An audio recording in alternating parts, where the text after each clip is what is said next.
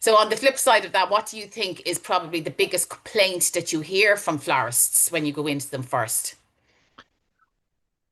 Everybody likes to whinge about customers and kind of like, a broad spectrum from, customers are so tight and so cheap with their money, or that customers are indecisive, or that customers are super picky. The new term is they're Karen.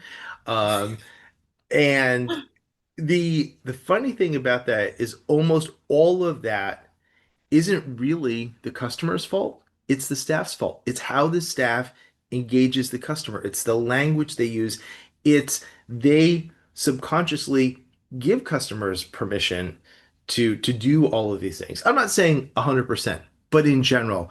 And Yeah. I say that because often when I'm at a flower shop, part of what I do is I will say to the staff, customer comes in, let me wait on them. Phone rings, I'm going to put it on speakerphone, let me take the order. Now, obviously, especially when I'm working in Ireland, my accent's going to give me away.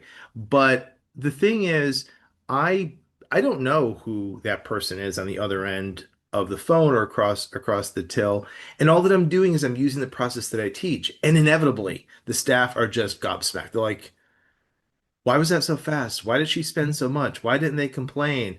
And then they'll say, "Oh, you got the lucky ones." Like, no, that's a call that you would have had. That's a customer that you would have waited on.